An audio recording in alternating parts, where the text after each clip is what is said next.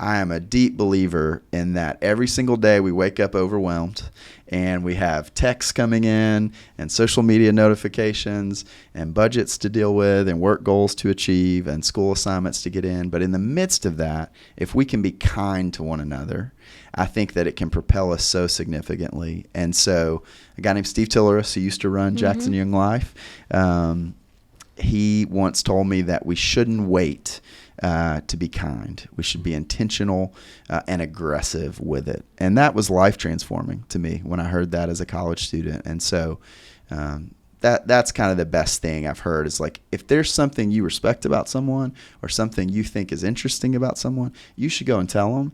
And it's probably going to lead to y'all having a much more significant relationship. And maybe they'll buy you a cup of coffee and life will be better.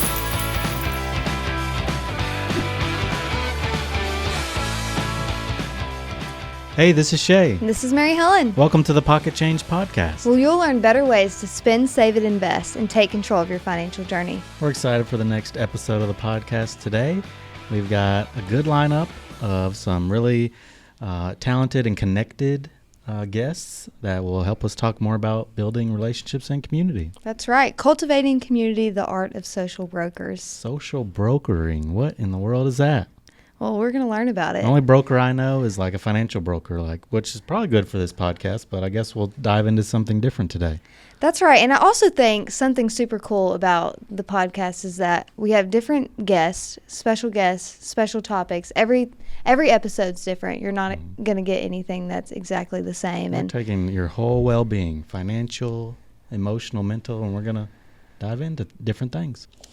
So we're excited to have the Foundation Director of Bonheur Hospital, Luke Pruett, with us today. Pocket Change family. Hey, so excited to be with y'all. Thanks for joining us. Yeah, absolutely. So Luke, walk us through the timeline of your life, how you got involved in our Jackson home, Choose 901, law school, all the different things. Yeah. That's a lot of things. That's a lot of things. We'll be quick. Born in Blytheville, Arkansas, little Mississippi County, most farmable acres of anywhere in the United States. Fun fact. Home to Nucor Steel Mill. When I was real little, there was an Air Force base there. And when it came time to choose colleges, there's no four-year college at the time in 2002 in Blytheville, Arkansas. And so I flipped a coin, pocket change, cha-ching. Really flipped a coin? Literally flipped a coin. Nice. I couldn't decide between the University of Arkansas, tails, and Union, heads, and it landed on heads. So no Razorbacks. And love the Razorbacks. But go Hawks. We'll ride for them forever. But came to Union University in Jackson, Tennessee, and spent a decade there. 4 years in school and then 6 years working in admissions and student services. And I was going to say, you spent 10 years getting your degree. It was a slow journey. It was a slow journey. So pretty quick with the degree. And then during that time, I just fell in love with West Tennessee and Jackson and came together with some friends, Jim Wilhelm, Anthony Kirk, Kevin Adelsberger, Katie Howerton, Courtney Searcy, and we started this thing called Our Jackson Home, which tells the stories of this region. And it was such a blast. It continues to this day. If you go to ourjacksonhome.com or follow it on any of the socials, you'll know the best places to eat, the best events to go to, including Porch Fest, which is every July. That's a festival of house concerts all over Jackson, West Tennessee. It was so honored to be a part of that. And then that led to working at a nonprofit consulting firm in Memphis called City Leadership, which runs the Choose 901, Teach 901, and Serve 901 campaign. And now I work at Bonheur Children's, working with partner organizations. So hopefully that keeps you young, working with the kids every day. Man, I hope so. We'll see. The days are a-ticking. So recording a podcast, nothing new to you. You've actually been a part of a podcast or a few in your time, and most recently, the Social Brokers. So that's what we wanted to ask you. How'd that come about? What is that all about? And, enlightening me about what that means. Yeah. So one of the reasons I love what Pocket Change is doing is I think at the core of the human experience is connectivity. And that connectivity at its best comes through relationships. We see this when you have a really healthy family life or really deep friendships, that you feel more alive because of your connection to other people. My best friend from law school, Jana Mitchell, and I, she's an attorney, practices with a firm out of Boulder, Colorado. really believe. She continues to work in Memphis, where her family runs Royal Records, most number one hits in American history between 1964 and 1974. Wow. Al Green.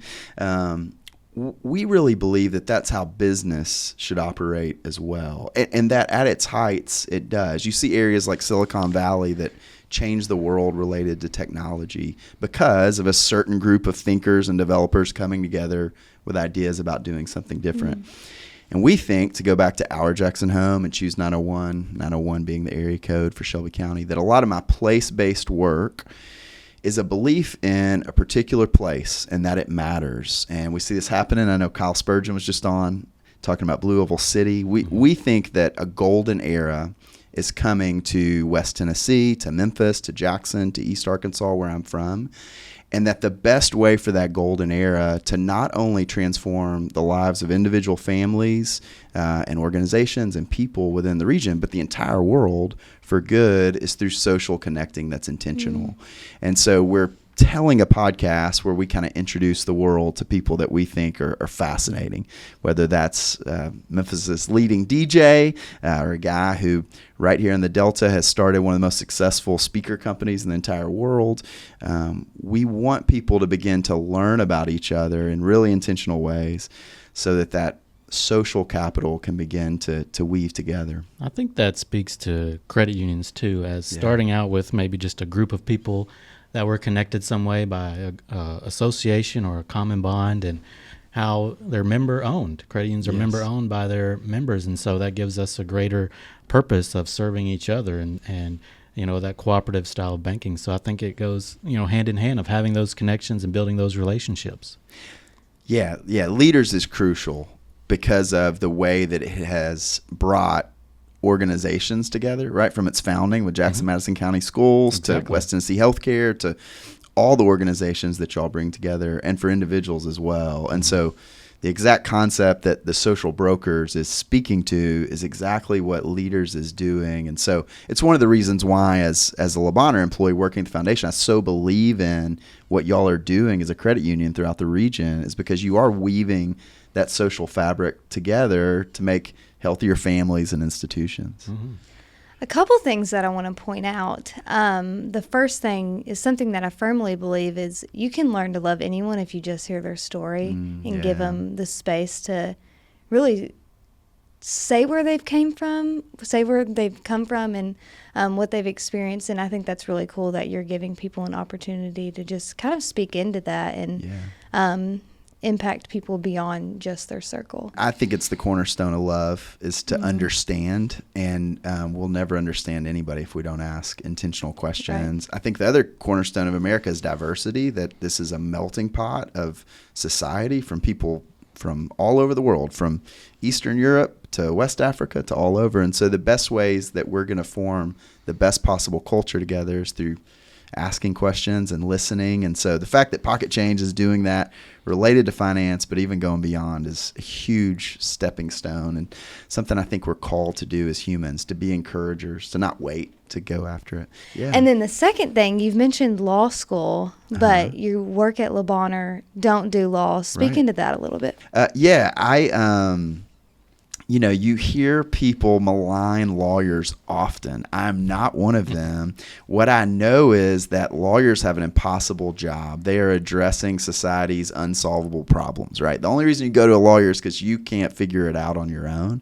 And so I have so much respect for my attorney friends, like my social broker podcast partner, Jana, and so many other friends that I have, and have such deep respect for the law. But for me, my primary ability in life is social connecting, and a part of that has come through having some knowledge of the law. So we're building at Le Bonheur what's called M-Child. So it's a community health program. So something that sets Le Bonheur apart is we're a world-class children's hospital, U.S. News and World Report ranked, but we go to where families and kids are. And so many of those families and kids come from low-income backgrounds. And so we provide legal services for free to them as they navigate crises in their lives. And so there's been ways that I've been able to use my legal background to be able to be a part of things or bring things together. But when it comes to work related to taxes or housing or anything like that, there's people better than me. But I'm thankful I went to law school. It was an incredible launching pad. Sure. So what do you think is something people might see as a missed opportunity, but you see as a blessing? How long's the podcast? I think, and we've all talked about this, Mary Helen and Shea, but money is a missed opportunity, I think. And the main reason it's a missed opportunity is because we silo ourselves in that relationship. So it's like, it's just us thinking about our money, or it's us and our spouse just thinking about money, or my kids spent too much at camp, and so now we're thinking too much about money. And I just think it's really dangerous that we take something that's inherently social. So money is not an actual thing; it's agreed upon social construct, we're right? Trading, brokering, you know? That's right. We as a society have decided something, and I think when we don't think about it with other people and don't talk about it with other people, then we really miss the opportunity to do what John Wesley said that we should do with money, which is make all we can, spend all we can, save all we can, give all we can, and invest all we can. That money is not this zero-sum game. It's a plus-sum game, that there's plenty for everyone. And if we deny that, we're kind of saying that we don't believe God will provide. And God says that he provides for the sparrow, and he will provide for us. And so I think that a core to all the good that is in the world is a plus-sum belief related to money. And that zero-sum idea is this fear-based idea around money, whether that's from a position of extreme wealth or extreme poverty or somewhere in the middle where the majority of us live, is a really dangerous thing, and where a lot of the evil things in society come from. And that so many of the good things in society come from partnering with the right people about money. And so when y'all reached out about the podcast, I was like, a no-brainer. I love everything y'all are doing, because it's more than practical. I think it is deeply and inherently personal, social, spiritual. And so love that y'all are walking into that space. So may we not be private about our money. May we be public with decorum about our money. And I think our lives will be better. Well, we hope this podcast can help open up those conversations and start those conversations if they're not happening, to talk about it and, be open about it, because it can bring about change, like you're saying, and positive interactions and conversations, and hopefully help our community and our families and, everyone we come in contact with. So I think that's great. One example is Leaders has helped us buy 2 homes. We don't own 2 homes, but buy a home, sell a home, buy a home. Right. And that was life-changing for April and I and our family. It gave us so much stability, and talking to leaders all the way through that process made me move from someone who knew very little about how to navigate that and kept renting out of fear of not understanding into someone whose bank account's much better off and whose family situation's much better off, because I did talk to somebody about it. So. Well, that's powerful, how that can just change a mindset and shift, a family. I think that's huge. When it comes to, building community and forming these relationships, what is the greatest advice you've been given about building community? Yeah. I have been so shaped by this area of the world, a triangle of sorts for me, in Jackson, Memphis, and Believille. And I think that we live among some of the friendliest people in the world. And so I am a deep believer in that every single day we wake up overwhelmed, and we have texts coming in and social media notifications and budgets to deal with and work goals to achieve and school assignments to get in. But in the midst of that, if we can be kind to one another, I think that it can propel us so significantly. And so a guy named Steve Tilleris, who used to run Jackson Young Life, he once told me that we shouldn't wait to be kind. We should be intentional and aggressive with it. And that was life transforming to me when I heard that as a college student. And so that's kind of the best thing I've heard, is like, if there's something you respect about someone or something you think is interesting about someone, you should go and tell them. And it's probably going to lead to y'all having a much more significant relationship, and maybe they'll buy you a cup of coffee and life will be better. So for someone that's starting a new season in their life, what financial advice would you give them?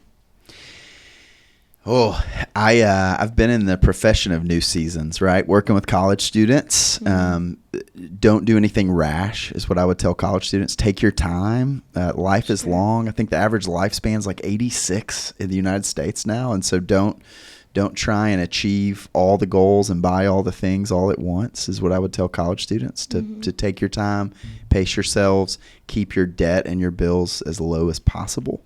For people moving, which is another major season, is just to have kindness for yourself. It is so hard to move, and my wife and I have moved a lot of people across the country to work for all kinds of companies, and it takes about 18 months. And so being patient with yourself.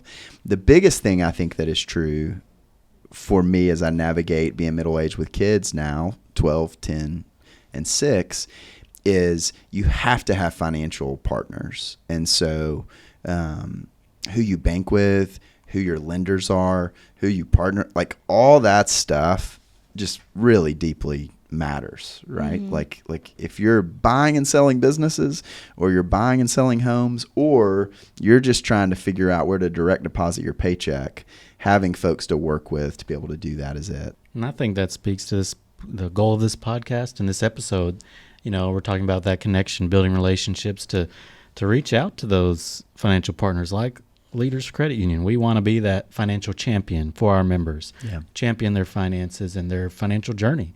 And so I think that's a super important tip that you shared. So you work for Bonheur Children's Hospital. That's right. Through their foundation. Yeah. And tell us a little bit about what you do there and so Bonheur cares for 500,000 kids a year. We're core partners with UT Health Science Center, so we're a training hospital for them, with St. Jude. We do every form of pediatric care, but where Bonheur best lives and best serves the community is in high need situations. So related to cardiac care, neurology. Bonheur is one of the best children's hospitals in the entire world. People come here from all over the world. But the majority of what we do is serve kids in West Tennessee, North Mississippi, and East Arkansas with joy, right? We believe in art. We're the largest public art place in the entire region. In Memphis. But we're also expanding to be where kids are. We don't want kids to have to travel and move if they can avoid it, right? We want them to be cared for. And so we have outpatient centers in Jackson, Tennessee, Tupelo, Mississippi, Jonesboro, Arkansas. And so I get to work on a regional level. And then we're in counties like Madison, Haywood, Chester, in schools, caring for kids, as well as a mobile unit that goes all over. And so it's my job to partner with businesses and individuals to make sure that more than the lights are on, right? That when your kid needs a surgery, the very best surgeon in the world is available to them. That when your kid is struggling with something that we can't find the solution to, that you have access to research. That when you need an overnight stay because you were flown in from Jackson General to Bonheur Children's, that there's a toothbrush, a change of clothes, and a really great Hilton level stay available to you at the FedEx Family House, right? And so we want to do that, whether it's partnering and collaborating with West Tennessee Healthcare in West Tennessee, running our outpatient facilities, or our main children's hospital in downtown Memphis. We want to be the best for kids because they're our future, right? Like a 12-year-old today will be a 52-year-old in just a few decades, and we need them to be healthy and thriving as a society. And so come alongside businesses and say, here's how you can partner to ensure that your employees, your partners aren't stressed and that their kids are cared for. And we want to do the same. I mean, Leaders may open up those same spots Bonheur is one day as we try to give people access to financial services all throughout the region in West Tennessee. Well, and another reason to partner with Leaders is they care for so many nonprofits. That's what, I've bought a vehicle through Leaders. I have a banking account where my money gets direct deposit in. I've bought a couple of homes with Leaders Partnership. But where I'm in deepest relationship on a daily basis is through the work y'all are doing to care for nonprofits in the city. And so Leaders is a place that deeply cares for children and families. And we're so thankful for that at Bonheur, at Choose 901, at Our Jackson Home, at all these organizations I've been a part of. We're so thankful for Leaders caring about the community. The thing about impact is that you don't know you're making one when you are, and that's the best part is just being consistent in our work, and no matter what your work looks like, whatever your day-to-day is, but being consistent to the best of your ability in that, because you don't know who is being impacted. That's right. Yeah, I think about my wife April, who's brilliant and talented, and awesome. When she was homeschooling kids a few years ago, she was literally changing the world. They can read, they can do math. They're great at talking to adults because she was present every single day. And now that she's recruiting tons of teachers into urban education, she's making a massive impact. And so learning how to not only love where you are geographically, but like where you are in your life, whether that's working at a credit union or a children's hospital or trying to get breakfast out for the kids by 7 a.m. Yeah, there's something to, we've got to love our station. And that interacts with money in deep ways, because so oftentimes I want to look at my, bills and be like, gosh, I hate where I am. But my life that I love has put me in that position. And so trying to figure out how to partner with my spouse, with myself in such a way that I love my station in life. And that spills over into how I deal with my pocket change. Absolutely. So we have one final question for you. And it's, if you had any spare pocket change, what would you do with it? I love it. Baseball cards. Baseball cards? Yeah, without a doubt. Oh, yeah, for sure. Great investment opportunity, one. Two, they're extremely cheap. Double your pocket change. That's maybe. right. So you can actually buy it with pocket change. And just the nostalgia. Like I do not feel more like a kid than when I'm looking at cards. And so I love them. I love the collector item related to it. And in 2023, you cannot afford food anymore with pocket change. And so that would be my other answer. But, I'm too bougie in my taste for food. So my trading cards, my baseball cards are still accessible. So go Cards. That's well, awesome. Thank you for being on the podcast today. We appreciate it. Man, it's been so fun. Thanks for everything y'all are building, Mary Helen and Shea. And I hope folks come and talk to y'all about partnering in a myriad of ways with leaders. Thanks for tuning in to this episode of the Pocket Change Podcast. We hope you enjoyed it. Be sure to rate, review, and subscribe, and share with a friend. The Pocket Change Podcast has been brought to you by Leaders Credit Union, where we power your passion and make lives better. Cha-ching! Leaders is federally insured by the NCUA Equal Housing Lender. Learn more at leaderscu.com.